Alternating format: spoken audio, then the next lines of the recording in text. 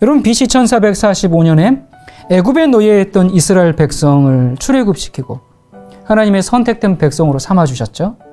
여러분, 하나님께서 그들을 통해서 만민의 구원과 행복을 위해서 그들을 선택하신 것이죠. 그렇게 해서 하나님은 이스라엘을 이방의 빛으로 삼고 그들로 하여금 열방들에게 하나님의 선하심을 알리고 하나님의 율법을 순종하게 하고자 하신 겁니다.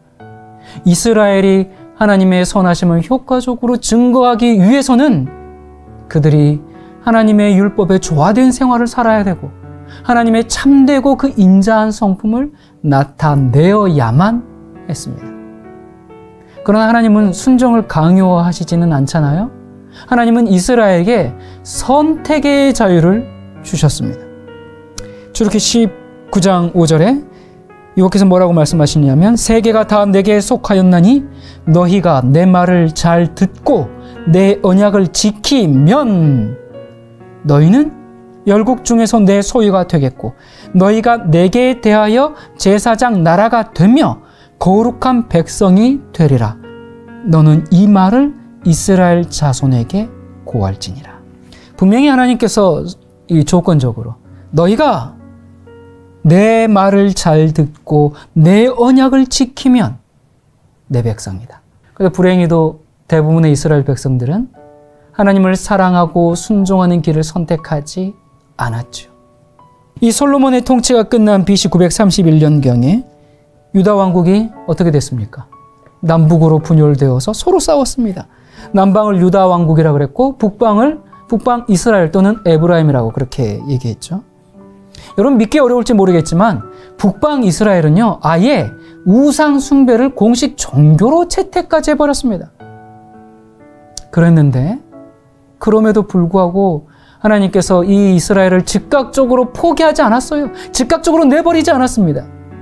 엘리야, 아모스, 호세아 이런 수많은 선지자들을 계속 보내면서 무려 200년 동안이나 그들에게 호소하시면서 너희들이 회개하면 깨끗이 용서하고 다 잊어버리겠다. 그렇게 계속 간청하셨습니다. 그런데 어떻게 됐습니까? 그들은 계속 거절했습니다.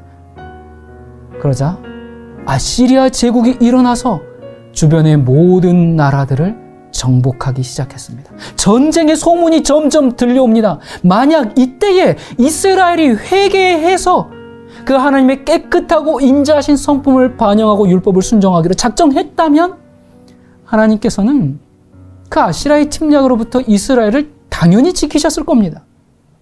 그리고 그들을 정말 기적적으로 그렇게 보호하셨다면 주변의 다른 나라들이 그걸 봤을 때 하나님의 그 위대함을 보면서 하나님께 영광을 돌리는 그런 일이 일어났을 겁니다.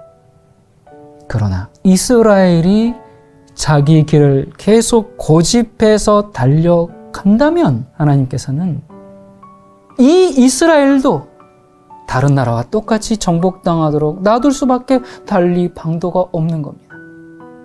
하지만 그럴 수밖에 없는 하나님의 마음이 얼마나 고통스러우시겠습니까? 여러분, 하나님은 즐거운 마음으로 심판하지 않으세요. 호세아 11장 8절에 보면 에브라임이여 내가 어찌 너를 놓겠느냐, 이스라엘이여 내가 어찌 너를 버리겠느냐, 내가 어찌 너를 아드마같이 놓겠느냐, 어찌 너를 스보임같이 두겠느냐, 내 마음이 내 속에서 돌이키어 나의 긍휼이 온전히 불붙듯 하도다. 그런데 여러 선지자들의 간절한 호소에도 불구하고 이스라엘은 끝내 돌이키지 않았습니다. 결국 BC 722년에 하나님은 이스라엘을 아시리아의 손에 넘겨줄 수밖에 없었죠. 그럴 수밖에 없는 하나님의 마음이 어떠셨을까요?